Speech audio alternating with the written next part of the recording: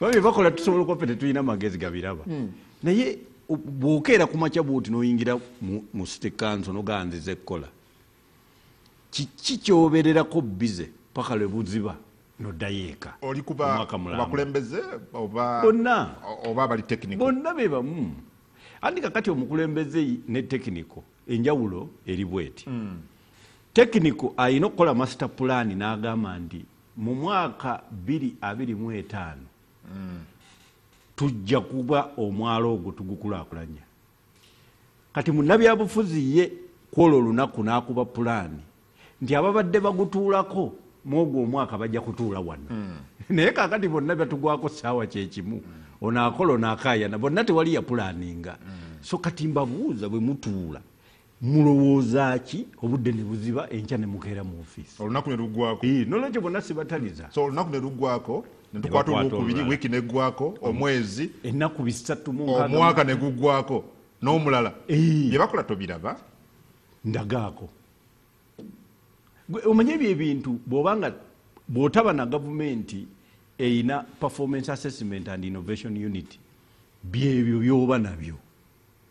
Tiwaliwo abakwata nsobi, tewaliwo agamba kino tekyakoleddwa, katate yaddayo mu KCC tekyali KCC eyali etandise kugwa mu CC. Naye kati bo balowooza ffe tetulaba. Kati baba ebyobufuzi bakola oludda ne bakola faction kati ne balwanyisa abana ba technical naye nga bonna bandibadde bakola omulimu gwabwe ffe ne batatubuulira byakulwana. Okay, but maybe tuvaawo wembadde nkubuuza nti yo government eyawo kati tugeze yo erowooza ki ku embeera y'amakubo gaffe mwe tuli because bwe bajjira wano I think twalinga obukadde 10 something but as we speak abantu beeyongera tuli mubukadde 46 amakubo go geeyongera because okwongera kw'abantu kutegeeza nti emmotoka zigenda kweyongera obungi abantu bennyini bagenda kweyongera obungi. You must plan in accordance with the increasing population. Government eriko bwogisuubiramu ebyo obeera okoze bubi. Ene kuyigiriza nsi gavumenti eddako eryoke ekutambulire bulungi. Kakati njagala kutegeeza kiringa mukyala waagendera ku bufumbo bw'embaga abakwabuzi babayiseemu baba bangi naye abo tobaleeta ku muzindaala bo obakozesa nga kyakuyiga era bw'owulira nga omukyalo omufumbo abuulirira abaana abawala omanya bye yayitamu byali mu kwogera kati. So olwekyo eno gavumenti byabayiseemu biba bingi nnyo naye katayinza kugamba nti abiyiseemu alabulabuzi abato baleme biyitamu. So olwekyo eno gavumenti ogisuubiramu nnyo bintu bwe bityo yeemanyi bukuumi. Ye eringa omusajja owa seculiko ayimirira emabega w'edduuka baleme kulibba mu kintu naye ye tavunaanyizibwa oba amasa biweddemu nannyini takyalina zisuubula yoona akuuma bukuumi yagiteeka ku tight security edduuka eryo teribbikamu naye tulina oba nnyiniyo yaggwamu oba yaggwamu tagala kumanya biri eyo ye mundu agisonze teri kubba. Kakati n'olwekyo eno gavumenti y'okusinga ya bukuumi. Kakati waiteekeddwa okujjayo gavumenti yo tefaayo ekiri munda bannannyini dduuka ne baba balwanagana ye akuuma wano babbi. So era tabuuza nayo nti kiki ekitaliyo ebitabirina. In fact seculiko akola wabweru wa supermarket ye tagulaamu kintu mwezi ku mwezi. So n'olwekyo temusuubira eno gavumenti kugulamu kintu. So tetusuubira gavumenti okukyusa bintu. Eyo etaddewo lutindo gavumenti enaabigabula enaateeka ebintu mu masa ekisangewo. So n'olwekyo kyova olaba nti tulina ogikwata empolampola tugituuse weetuviirira kubanga kakati njagala kutegeeza waliwo awo ekyabaddewo era omuntu omu yankubidde essimu n'agamba kakati ekitongole IGG balonze mulamuzi kakati ojja kulaba kati omuli w'enguzi bwagwa ku kazibu naye mugamba nti nemugamba nti waliwo era yankubira essimu efaanana bweti nga ne chairman electoral commission balonze mulamuzi.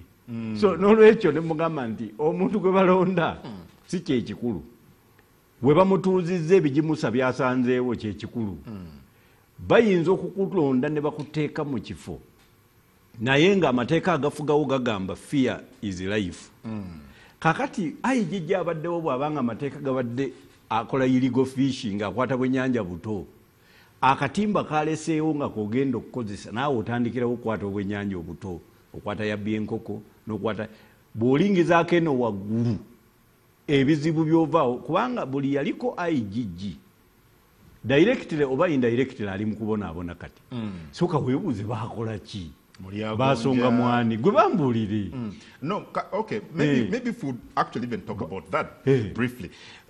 Okay, buli yaliko IGG buli yaliko lisowa government sawa zino either directly or indirectly ayina ebimubonyabonya yes ayini mulyagonye mu statement emujjukirwako we yagamba nti buli wagezaako okwata abali b'enguzi balina omulyango gye baddukira kwe basibira Betty Kamya ekimu ku bigenda omujjukirwako ye proposal ya lifestyle audit eyo bagigobera ku lukuŋŋaana mu bantu bangi nnyo ebintu byebyo bireke sibijja kunyamba Augustine Luzinda naali luddawa Waswa Lule bali luddawa tosobola kumubuuza poloti bbiri mu Kampala ng'azirina so n'olwekyo obuuza basonga mwani babafulumya ng'empalana ze babataddeko mpitirivu nga ne waba yeewola mogeji emulemu okusasula so n'olwekyo ebyo si byebifo olaba ne ng'obadde bubeezi mu economic monitoring kyokka ekyo nga n'ogezaako okusongako mu babbi katono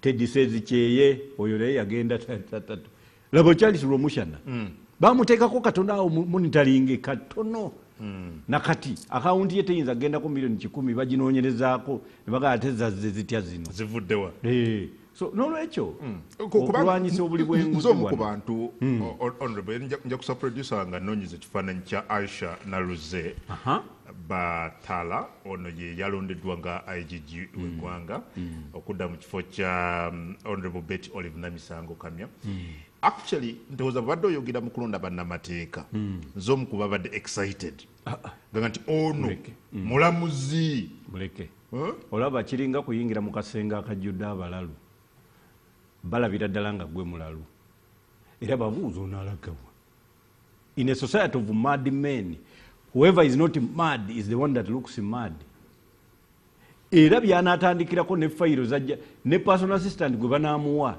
ajja kusooka atunule nga ne byalina okusayininga asooka kwegayirira bimuleetera asayininge bakuteekako embeera nga ne ofiisi attendant gwe entebe eyo tagisiimuula ne basooka bakuzza mu mbeerayo so Naluze tetulina kyama kitugenda kumusuubiramu kakati tayina yayinza okuba nga ayagala okukola naye embeera tejja mumusobozesa kuba abadde akuze mumanguko bamuteekako ku bajjaji abagizibwe 13 ku lisiti okwo n'ajja emisinde naye kakati bajja kumutwala gy'atalina kulaga omanyi nze mwami kungu njagala okubuulira bino ebintu by'okulwanyisa enguzi it is an institutional overhaul eyeetaagisa si kulonda muntu kakati nze omuntu yekka eyankoleranga ebintu ebiriyo otafiira oyo nga ye bwe bamuwa obwa minisita asookerawo okugoba boodi era lumu namubuuza nti ate kiki nti ate kakati gwe enkata agyetikisisa bw'olaba agisudde tannatuusa kyeyeetisse gweoyinza ogironda n'ogyetikisa kakati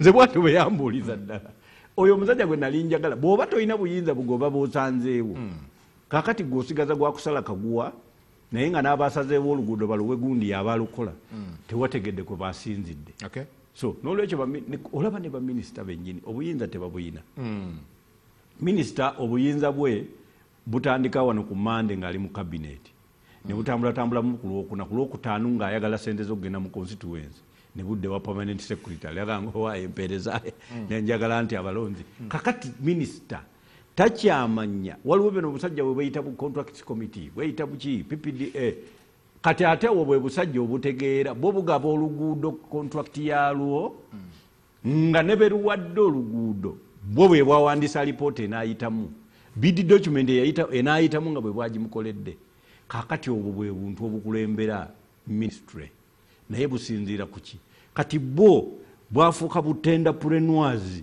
kati si bu entrepreneur si buki butendapreneur bwe busajja minisita bambi ye olaba bakuba mu ngalo ng'asala akaguwa olugulwewo byemaloboozi gokka yayagala kale abalonzi bamulengereko ng'asaza akaguwa k'oluguudo naye takyalina muyinzi ali ku Sanyuka TV njagala tule ku screen ya waliwo ekifaananyi ekyenjagala olabe ekya omukyala IGG omujja yoyo Aisha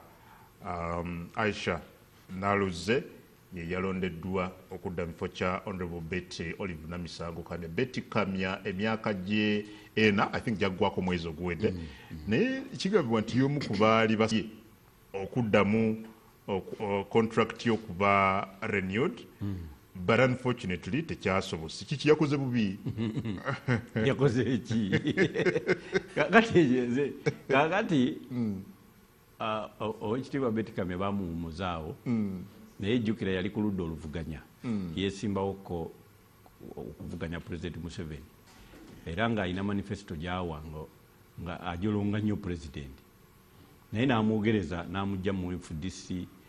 Betty Kamya n'abakola ekibiina ekikye n'amugjayo mu kikye n'amuwa obwa minisita naye n'abumugjako ng'alina gw'ayagala oteekawo n'amuwumuza wano kwa Igigi. Kakati ebbanga erirye libadde lituuse ku nkomerero yaalyo. President Museveni enkola ye gy'akolamu emyaka ena gyokka ffe si gye tujja okukolamu. Yalondebwa mu 2021. Kakati bamutadde no nomination ziwedde aneesimba kwani. Lwaki okiyita kumuta bayinza omuwa kale ekyokumuwa bo bakimuwa nze bajjewo kyenjogedde naye nze kyenjogedde kati nga tebannamuwa kirala nkulaga nti kakati ali awo nga bw'oleeta akaanako naye ng'otya omusomesa okukulengera nga tewasasudde fees n'okasabuza mu compound n'odduka kati bo kye bakola. Museveni atadde mu compound n'akola ki? N'adduka. Tayagala bamulengera abangi bwa fees. Yono yali a very strong critic owa Mwami Museveni. Of course. Ekibiina kye kya Uganda Federal Alliance n'ajja nakyo n'alondebwa okubaako minisita. Ate mu Uganda omanyi Uganda Wildlife Authority waliwo authority gye yakolamu nga tannayingira na politics. Sisuubirayo nti waliyo omuntu yali agikozeemu obulungi nga ye.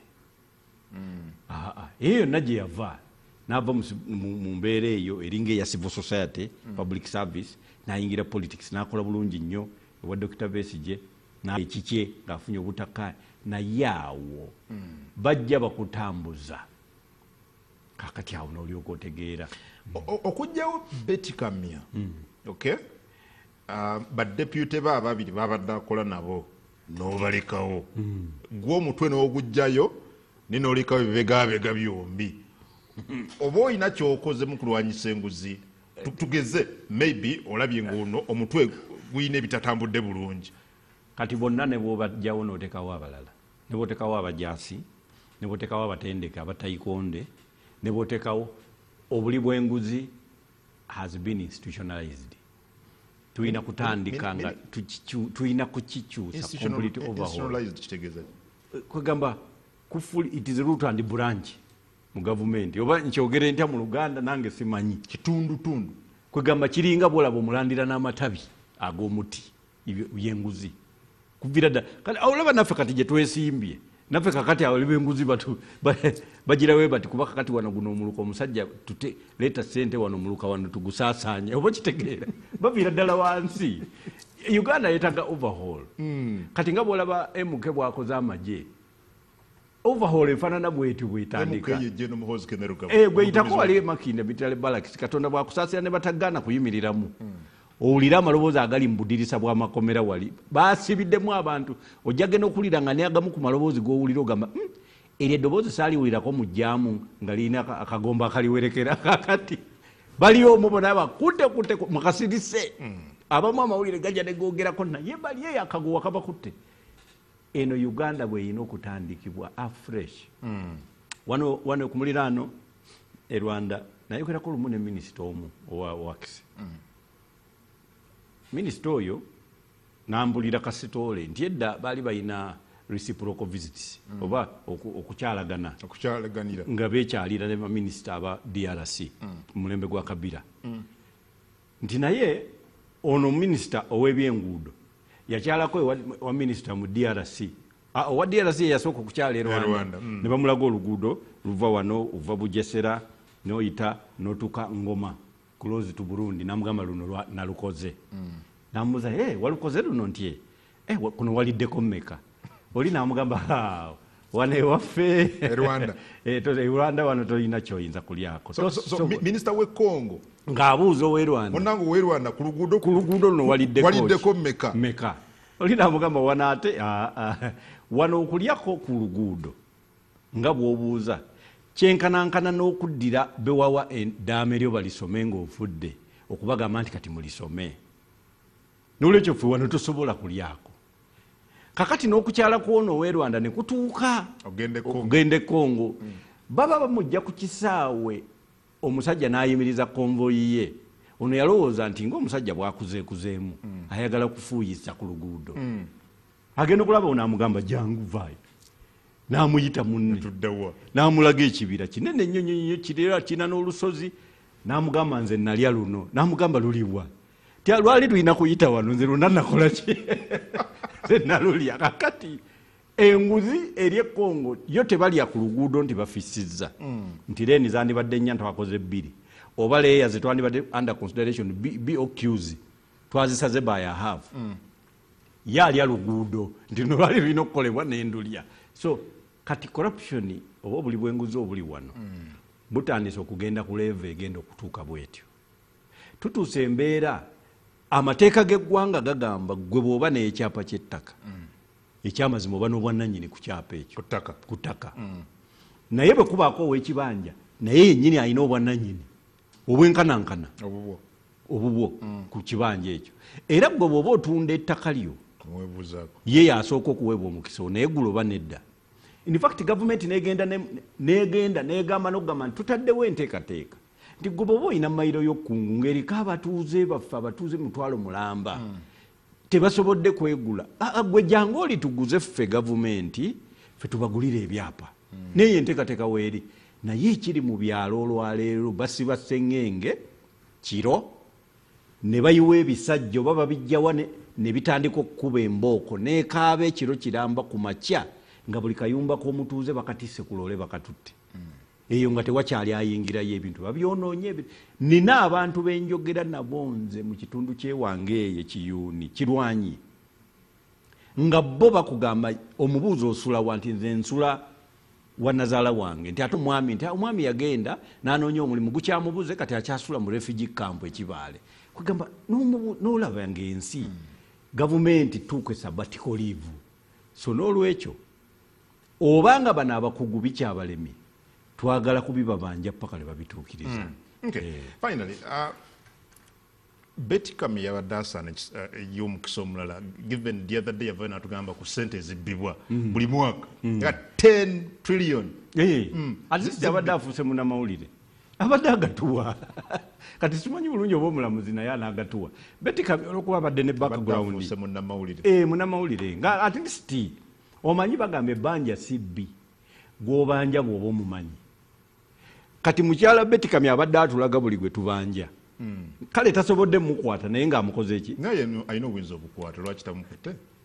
Obuyinza osobola okuba nabwo nga tolina busobozi kubanga kati okukwata omukyala oyo edda omukyala bamuyitanga member wa parliament Winnie Byanyima ffe twali mu ssomero naye nga bw'osoma amawulire alaga nti tugezaako okugoba ababbi bwe badduka balina omugongo gw'omuntu gye baddukira bw'obagobereza amaaso nga badduka bwoti togera kulaba nga baddukira mu State House kakati naye tugenda okajjo ly'abalamu ng'ate president agamba nti nze ababbi bano sibafaako kasita babba ebintu ne babikolera wano. But that is miss oba ill allocation. Gwe bobba ssente z'eddagala ate n'ozimba mu sitoowa y'emmwanyi ate nga tolina bumbanyirivu mu kusuubula mmwanyi kitegeeza you have misallocated that money. Abalamu bekendedde obungi ate n'abatunda emmwanyi tebongedde naye gwe bw'ozibba tolina wozitereka okoze guntuntu n'ogulekaawo. President yomu yalaajanako and I'm using ekigambo okulaajana very deliberately nti neeno mu State House gye bali ababbi obigambo the system is dead system nvundu president nyini government okay naye ng'aje yeekokkola ababbi ate nga mutuufu olaba president oyo bakugamba alina obupapula ye yennyini nga yeetambulira nabo mu nkwawa nga singa bakagwako bamukyusa obwongo ekyo ne kifa. Bw'aba kati akunoonyerezaako ng'akiteekeddemu ddala interest ey'okunoonyerezaako ye yennyini yatambula n'akantu ke era bw'amala olaba alina investigation zaateekawo nga ye yennyini yeyeetumidde ababe nga tebali na mulayinapu ya poliisi tebali wa DPP tewali wa IGG naye n'atumayo kasaabu komiti ke ng'abula kasasula kuzaamu nsawo singa abadde asobola kamukolera okunoonyereza kubanga bonna baataddewo okumunoonyerereza ku nsonga bo bennyini baba bafuluma nga bakuba essimu ayagala kunoonyereza ku kkungu awaga waayi kkungu musajja naatugambye naye simanyi ebintu bino jangu tunyonyole biri bitya nga baagala ajja n'ekisawo era lipooti egenda okuddayo nga bamugamba muzeeyi bino byakwerwana bannabyabufuzi omanyi ono kizibwe we yeesimbyewo ku tiketi ya nuupu kati ate ono ye wa DP kugamba nga bifiiraawo so n'olwekyo abantu kati era wano akakiiko ka Justice Bamugeberera ak'ettaka waliwo gy'oyitayo kano keyagenda okunoonyereza ku muntu omulanga newondope wa Katonda naye ng'ate bw'otuuka eyo mu bitundu ebirala olaba nga kayambayambako ne kaweweeza gw'omanyi nti waliwo abantu nga 10 nga baabagoba ku kibanja ne bagenda ne bawaaba ku poliisi ate bo bennyini poliisi nebakwata nga kati bakabasiba emyaka 8 gye baawaaba bo abaawaaba ate be bali mu kkomera bw'oyogera ku overhaul I understand complete but overhaul. you see bw'oga nti twetaaga complete overhaul Yes. as a country akubiriza gavumenti eno omukulembeze w'eggwanga lino as we speak mbidde ne mukama we mu DP Norbert Mao gwe batembeeta kati sebo yongerayo bino byotwagaliza byeyongereyo kakati gwe mwami kungu njagala kukubuuza naawe atulaba njagala ng'oyogera mazima buulira obwongo bwo ku kibuuzo kino ansa yaakyo ani gw'omanyi gwe bagenda okulangirira nti yasinze teri amanyi bali 8 nze mmanyi nti bagenda kulangirira President Museveni kubanga nga bwe yataddewo obukiiko obumunoonyeza obululu bwe yateekawo n'obubala obululu muntu y'omu gw'omanyi nkimanyi ate ndi musajja muyivu yes I know era sirabangako President Museveni ng'ataddewo abantu ne balangirira nti si yasinze kumala myaka 4 kyokka agenda kusooka kati ekintu nga nkirabyeko n'amaaso gange nga nokisoma nkisomye oyinza okumpakanya nti okakasa lunye nti mwami Kyagulanyi mwami Mafaabi Nandala mwami Munyagwa bagezaako bugeza naye tebajja kulangirirwa nti be bawangudde singa bana abawangudde ffe mbuto mu bimu ku mizannyo gye twazannya twakolako n'emmotoka ez'ekigogo nange nazikola nez'empagi naye kati ku kyalo bakulangirirako ku bagagga bawo ku kyalo nti olina emmotoka n'ekimotoka kyange bano bakola mmotoka za bigogo kati nze ffe our opinions nze ne Honorable Mao are not cosmetic they are scientific realistic paka nga bakyusizza amateeka ne tufuna akakiiko ka Electoral Commission ng'eyeesimbyewo si yakalonze ojja kugenda mu maaso ng'ogamba kalonde kakuume kagoberere okomaawo naye kabale kalangirire nga ye yamulonze n'olwekyo ebiva mu ebyo byebimu. So you're being realistic. Very realistic. N'olwekyo twagala kukyusa mu mateeka, twagala transition ey'emirembe, twagala kukyusa tudde mu nkola empya. I would be surprised singa Honorable Mbidde or Honorable Mao you came out and spoke otherwise. Kubanga first of all muyina endagaano gye mwakola ne government ya NRM, but number 2 president w'ekibiina kyammwe mwami Mao ali mu government y'egiriisa ye minister wa ssemateeka ogamba nti mwami Museveni Mao tamuwagira, okay? Mu government mwakolera mwe yakuba n'ekirayiro ekyokukuuma ebyama bya government eno nga minister. It would really surprise me if he had said something different. President Museveni teyeesimbyewo ku eno government eriko, yeesimbyewo ku ejja ya 2031 eyo kati akalulu kanoonya si keeno eno gyakulembera Mao mwali anoonya akalulu ka gavumenti ejja egenda okukolebwa 2026 2031. So n'olwekyo kibadde kisoboka obutamuwagira, naye nakugambye ffe ideas ezaffe teziri cosmetic. ffe twagala emisingi ena giteekebwe mu nkola era gwe twagamba gwe twasayininga naye giteekebwe mu nkola yoyo gwe tukyali naye tumanyi bulungi nti yagenda okulangirirwa era obuwagizi bwaffe si bwe bugenda okumufuula asinze naye tetwagala kumala budde bunene ffe obudde obunene tugenda bumala ku kye bayita parliamentary capture tufunye tutya ababaka ba parliament bateese how are you going to do that because for example honorable Mbidde gwe weesimbyeyo buweekula mwami Museveni gwoyogeddeko ng'alonda ba commissioners n'abalala mu kakiiko ebyokulonda era abalina okulangirira y'abalonda so how will you do that era nafuna omukisa nti mu ministry ekitengole ekyo mwekigwa ate Honorable Mao yagikulira so n'olwekyo tewaliwo nakugambye ffe ideas ezaffe teziri cosmetic ziri realistic n'olwekyo competition weetali ku bwa president ku buno obwemupi President Museveni yatambulanga kitwe kya tuleera kyo kipima we kinaayitira tafaayo eno yonna abantu be babasinga ne bwoba mutabani we ne bakusinga ye kasitawa n'abeera nga bamulangiridde n'olwekyo waliwo okuvuganya ku bifo ebirala okujjako ku bwa pulezidenti bwa Uganda era obuyinza eri gye buli eri basobola okuwangula ne vice president ne bamuwangula kati ekinkoze obubi kiri kimu honorable bino byonna obimanyi naye walemerera okuwabula banno bwe muli kudda oluvuganya gavumenti ne bateesimbawo kubanga bwoga nti kiri mu giraasi kiraba n'ayonka nti mwami Museveni akalulu k'omwaka ogujja yakamaze dda lwaki gana amagezi tewagawa ku mukwano gwo Nandala tewagawa ku mwami Kyagulanyi tewagawa ku Robert Kasibante ne musirika busi nti akaffe be bamanyi ebizibu ebiri wano bizibu nnyo mu ludda oluvuganya eriyo abantu botunuulira nga tebamanyi naye ng'omulamu bagamba tebaagala kumanya oyo bw'atyo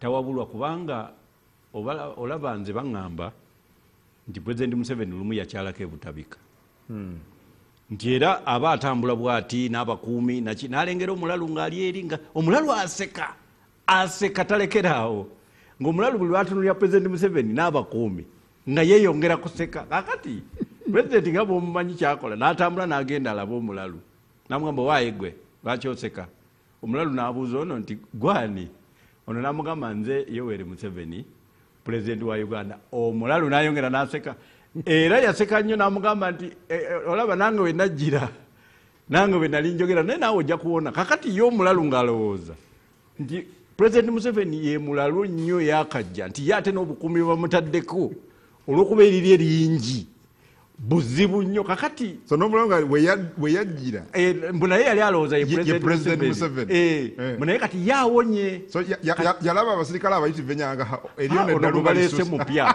ate era naye amugambe President Museveni najjukirira ddala naye bwe yayogeranga so osobola okubuulira abantu naye nga mubutuufu balabanga gwe atali gwe kyo kyoyogera olw'okuba bo bajja balalu ne bawona eddalu naye nga we yakwatira alowooza buli azze wanazze mulalu so let me tell you mwami Kungu kino ekintu si kyangu omuntu awulira ng'ayagala kupima buwanvu bwa mugga naye ng'apimisa amagulu 2 okumujja ku kirowoozo ekyo kubbira naye takiraba ekyo kati oludda oluvuganya we lwatuuse so tulina ekizibu kati ye maybe you were blindfolded I don't know maybe n'enteekateeka yaabwe kalonde kakuume there is that then balina protest vote kati njagala nzampe enteekateeka ku kabale kalangirire eyo bweba teriiwo eyo yeetaaga tteeka kukyusa electoral commission ebeere nga bwolaba Mozambique nga parliament yegironda nga bwolaba Kenya nti waliwo pano eriko ne coalition of parties Kenya Law Society ani abasunsula amanya nga bwolaba South Africa buli woolaba enteekateeka yonna evaamu changes Namibia ti ate balamuzi be bakola kino eyo electoral commission omuntu eyeesimbyewo tomuwa buyinza kugamba singa mutuufu Arsenal ejje kwatagana ne Man U naye ne bakugamba nti kochi wa Arsenal ye yaleese rep mwana we kizibwewe gwe yaleese era ngaawo naafuuwe kakati kitegeeza olina okutegeera ekigenda ogenda maaso so tunoonya ki mu kalulu kano therefore if the winner is known why are we there kakati ffe abaliwo ffe tugenda mu maaso n'enteekateeka yaffe ey'okudimandinga ku bye twetaaga. Kati ate bali abagamba nti bamuvuganya ate nabo bagudde mu katego k'omuwagira. Era kati President Museveni alina abawagizi ba mirundi ebiri. Abali ku ballot paper nti bamuvuganya ku bwa president. Ate n'abagenda omulonda abamuwagira. Abali ku ballot paper bawagira Mwai Museveni. Kubanga President Museveni abadde ateereddwako akazito kankakulage. Just no problem, I have the time. So abali ku ballot paper bali 8. So oyina Yoweri Museveni owa NRM. Yes. Then oyina wano Mwami Munyagwa. Awagira Mwai Museveni. Naye asobola oyina Bobi Wine. Awagira Museveni. Kati bonna oyina Nandala. Awagira Museveni. Kasibante. Awagira Museveni. By being on the ballot. Njagala kulaga byafaayo. Twalina wano Reform and Other Provisions Act 2000. President Museveni ng'agamba ng'afunye problemu ya paddi ne Africa Action Plan bamugamba nti olina okuteeba ebibiina by'obufuzi. Kati n'abanga okwagala okubita ayagala kufuna ssente wali mu Africa Action Plan ezinaakola eggwanga lye. Naye ate nga tewali nteekateeka mwabuteera n'agamba tugende mu kalulu k'ekikungo. Oludda oluvuganya ndugamba nti awo tetubyetaamu ebyo ffe tetulonda lino ddembe lya bwebange naye nga tayagala kusemba nakyo. N'agamba Oweekitiibwa Bidandisa ali mu kokasi nti kati gwe leeta ekirowoozo nti tugende mu multiparty tubejjeko. N'akireeta ne mu kokasi ekyankwanzi kubejjako. Referendum ne bagaana oludda oluvuganya okugyetabamu yakolayo ebibiina ebibye ebikulemberwa Okyegere ani byetabe mu kalulu. Ajustifyinga eri ensi nti kana kalulu k'okulonda nti tugende mu multiparty. Ekyamazima kavudde mu bantu abakoze eki abalonze. President Museveni mu kintu kyasinga okutya kati ku pressure gye bamutaddeko ng'oviira ddala mu agenda for action mwe bamuweera obuyambe. Bamugamba bamutaddeko pressure democratize. Teekayo democracy. N'olwekyo bw'assaawa akalulu atya nnyo abantu okugamba nti tukazize olw'amateeka amabi. Tukazize. N'olwekyo bw'awulira nga tewali akazize ye kati olwo asiko walinze mu international community nti is a democrat. Era obukulembeze bwe agenda kubuyisa mu kalulu obw'ekisanja. Naye akalulu kano nga amateeka tegakyuse ffe twabagamba ako eyo sini vinia kantu kosiba kati bwoti kufanica naye ng'ebiri munda biyitirivu nnyo naye nga kungulu kalabika bulungi ffe tetugenda kukeegattamu. So n'olwekyo abakeegasseemu balaza international community ntono musajja demokrasiya gw'atadde Uganda muyitirivu akimemete kati obwo sibuwagizi. Bamuwagidde bayinza n'okuba bakimanyi oba nga tebakimanyi naye nga bamuwagidde kale ate n'abagenda omulonda nabo bamuwagidde. Lwaki temuzize buzizi ne mukomaawo ne mutavaayo kulaga nti gwe muwagira? Okuzirayize process teyategekebwa. Okuzira mulina kubanga mwenna mugenda kuzira. Okuzira n'okwesimbawo byonna ebeera process. Owagira President Museveni? Ffe tugenda muwagira. Tugenda muwagira. Ogenda namunoonyeza akalulu? Tuli mu kanoonya ewange eyo. Lwakubanze neetololera wange mu constituency awo. Naye nga munoonyeza okukamala. Mwami Museveni ye candidate wo? Candidate wange. Kuba ye yekka gwe twagala aveeko. So siyinza kunoonyeza ataaveeko. Omukyagala obuyinza? Tumwagala. And si confusion? Confusion, of course. Naye nga underlying that confusion lies a solution. Waliwo ekintu kyokola ng'oyagala nnyo abantu bategeere nti tebategedde. Finally, bigambo nsibulya bannabuweekula tuve ku mpewo. Bannabuweekula bannange nzija nkomawo weekend ku nteekateeka zaffe. Abagenda mu maka gange abagenda okunsisinkana abagenda okuba abakulembeze baffe ab'obukiiko bonna ku buli kyalo mbalinze neeyo gye tugenda okutambula Kiyuuni n'ebalala bannange tujja. Ensonga eri gye mwantisse nayo ndi mugikolako mbakakasa abasibe baffe essaawa yonna bajja kubajjayo. Thank you. Tukwenza kadiko tuwadde. Kale Honorable Dr. Fred Kasambidde leero bwe tubadde bwetyo mu program